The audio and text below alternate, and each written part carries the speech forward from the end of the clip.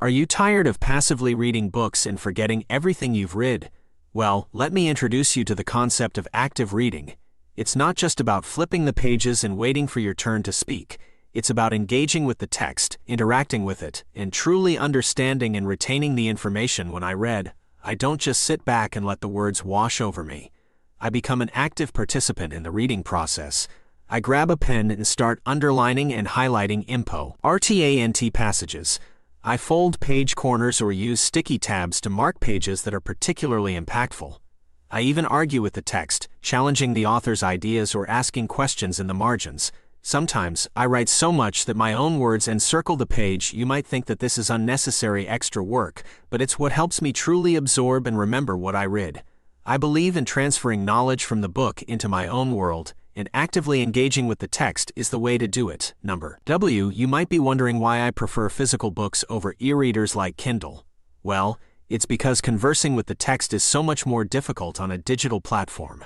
From highlighting pages to making notes, it's just not as intuitive for me.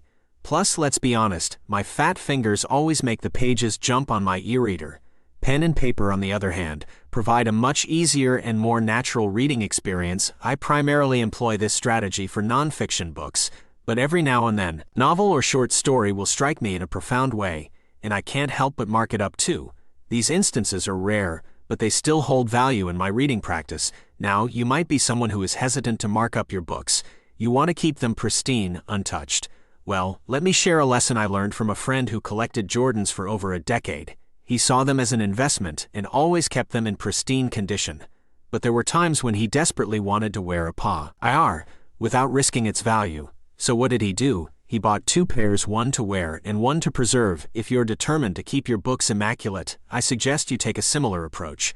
Buy a fresh copy that you can keep untouched for display, and then get yourself a used copy, either from a fantastic indie bookstore or online platforms like ThriftBooks, that you can mark up to your heart's content. At the end of the day, what matters most is being well-read, having a deep understanding of the great books you've encountered, and being able to speak about them confidently. So don't let the appearance of your bookshelf hold you back from truly engaging with the material. Embrace the practice of active reading and let the knowledge come alive within you. So go forth and mark up your books, be an active reader, and let the world see that you're not just collecting books for their looks, but for the wealth of knowledge they hold. Facing life and its realities is tough. There's no getting around the fact that not everything is peaches and cream all the time. Sometimes you'll experience pain, suffering, or loss, but often that same pain is what will make you grow into a greater person, a person who can handle more, achieve more, and help more people. As you grow, you'll experience these growing pains, and if you want to unlock your full potential, you're going to have to confront some brutal truths about life. Here are a few harsh truths you'll have to accept if you want to unlock your potential and become the person you were meant to be. Point 1. The bigger your aspirations, the more you'll be criticized. Walt Disney's Mickey Mouse was rejected by bankers over 300 times before one finally said yes. Albert Einstein faced fierce criticism for his theories of special and general relativity when he first published them. The Beatles were turned down by 4 record labels, one even telling them that guitar groups are on the way. And the Beatles have no future in show business. The list of successful people who faced extreme backlash for their aspirations and ideas goes on and on. Oprah Winfrey, J.K. Rowling, Van Gogh, Lady Gaga. Throughout history, those who aspire to great heights or don't fit within the prescribed mold are criticized more than anyone else. If you want to accomplish something big, something outside the ordinary, you will experience similar resistance from those around you. And the bigger your aspirations are, the more criticism that will come your way. However, once you accept that criticism is a natural outcome of dreaming big, you'll have an easier time brushing it aside. It's just a part of the process. Point 2. Time goes quicker than you think. Guard it like you guard your life. Your time is one of your most precious resources, and you can't know when it will run out. That means you have to allocate your time wisely.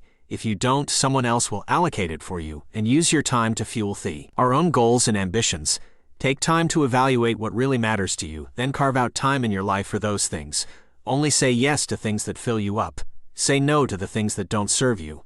By saying no to more things, you're actually saying yes to more of what makes you happy and fulfilled. As Steve Jobs said, people think focus means saying yes to the thing you've got to focus on.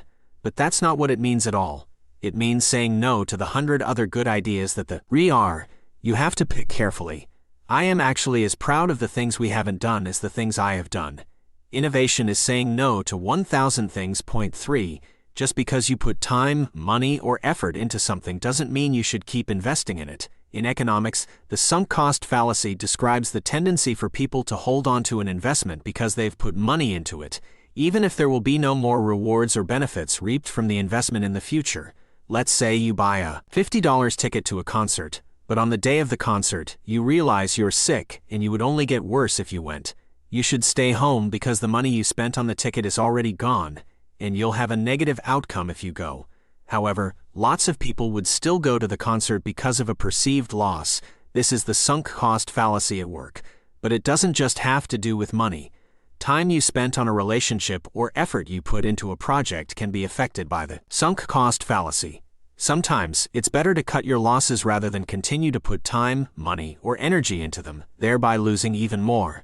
Make sure you're not holding on to things that are better left behind. Point 4. Rounds of applause are rare. Most of your work will go unnoticed. If you're working to achieve something big because you want the attention it will bring, you're doing it for the wrong reasons. First of all, that's not a great motivator to keep you going when things get tough and will. Second, getting lots of attention for your work is a rarity. Even if you do get a round of applause, so to speak, it won't be all the time, and you'll probably endure a similar amount of criticism. Enjoy praise when it comes, but don't expect it. In Dale Carnegie's words, the person who seeks all their applause from outside has their happiness in another's keeping. Point 5. Stop blaming others and take full responsibility for your situation. It's so easy to blame others, to blame the economy for you, our finances, to blame society for your happiness, to blame your parents or your upbringing or the school you went to as a kid. You can blame your boss or your coworker. You can blame the town where you live or your friends or literally anything at all. But blaming any of those things doesn't change your life. You can't change the past or the world you live in. The only person you have responsibility over is yourself, and once you take responsibility for yourself and your life, you'll start to realize how much work there is still to do. So instead of complaining about how unfair life is and wasting your energy, put that energy towards yourself. As the Dalai Lama once said, when you think everything is someone else's fault, you will suffer a lot. When you realize that everything springs only from yourself, you will learn both peace and joy. Point 6. You're going to die. Your life has an expiration date. You can try prolonging that expiration date by taking care of your body and mind, but one day it'll be over. But thinking about your death isn't necessarily a bad thing. In fact, it can lend some much-needed urgency to your current situation. Are you unhappy in your job? Is your relationship draining you? Are you stuck somewhere you never wanted to be? There is only one time to do what you know needs to be done right now. Facing your inevitable death can give you the push you need to make sure you're living the life you want to be living. If unlocking your potential were easy, everyone would do it. Unfortunately, it means facing some uncomfortable realities. It means coming to terms with things you might not like, and it means forging ahead anyway. But facing these harsh truths doesn't have to be totally painful. From an unlikely source, this quote offers some insight. In the children's book Mickey and the Gargoyle, Northern Adams writes that contrary to popular opinion or the escapist trends of society, false hope is in no way better than a harsh truth. A harsh truth is painful to a CCEPT, but there's healing at the end. False hope, on the other hand, is a very dangerous thing that offers no reward, not immediately, nor with the passage of time. It never pays off. If you would like the full illustration from this video, click here and I'll send it right over. If you are already subscribed to my free Art of Improvement email newsletter, then there's a copy of it already waiting in your inbox. Thank you for watching and have an awesome week. And remember, if you found this video valuable, consider giving a tip proportional to the value received. The link can be found in the description. Success is not an accident. It happens for a reason because of the things put into it. It is the result of a consistent, deliberate process. And it's nothing new. I find that literature exemplifies this perfectly. Whether one reads the Meditations of Marcus Aurelius or a fresh copy of Tony Robbins' Awaken the Giant Within, we come across the same ideas about what it takes to succeed. The major ingredients of success are universal and eternal, and they are available to everyone. Everything that you do, starts within. Your thoughts form your outer reality, for better or for worse. You do what you do first because you think. Thoughts form beliefs, intentions, and lead to actions, habits, and ultimately make you what you are. Think thoughts that make you stronger. Think thoughts that open doors. Think thoughts that foster your highest self. Think thoughts that inspire you to ever higher levels of being. All success begins with the correct thoughts. Thoughts alone may lead to nothing. Countless people go through life not using their thinking to definitive ends. Success requires that you pool your thoughts into a focused, objective idea. When you fall in love with an idea, that is the beginning of something great. In order to achieve success, your thoughts need to be brought to bear in wonderful ideas. For every idea that comes to your mind, you will assess it. The question is, in what manner? Most people, when a big epic idea rises in their thoughts, a dream, a huge goal, an opportunity, they automatically beat it down. It's too hard, it won't happen, it's not realistic, this can go wrong, I am too old, or too young, or too ugly, or too introverted, ad infinitum. The ideas that can carry you to a world-class life are meaningless if you kill them in their infancy. Viewing them from a negative perspective will do just that. Instead, view ideas from a positive perspective. See an idea for what it can be, how it can work, how is it possible, and how wonderful it would be to achieve. This does not mean ignoring the difficulty. It's naive to embark on something huge without an idea about its trials. But the difference is in being able to adopt a positive assessment despite all adversity, to see the light in the darkness. Thoughts combined into ideas need a positive light to make them shine. Once you have an idea that you have taken a positive, enabling approach to, you can move on to the next stage, setting goals. Success requires focusing. What do you want? How will you get there? When? Set goals. Make a plan. Know where you're going, because unless you do, you'll end up somewhere you may not like. Setting goals is, as Anthony Robbins put it, the first step in turning the invisible into the visible. Ideas need goals to give them substance. Goals are important, but what's the span between you and that goal? The process. You do not reach the top of a mountain by looking at its summit the whole time. You focus on the ground in front of you, on each step, one at a time. This means stepping out of your comfort zone. This means taking daily action. Commit to that and you'll be amazed what small daily steps can do in the long run. Goals require action, always.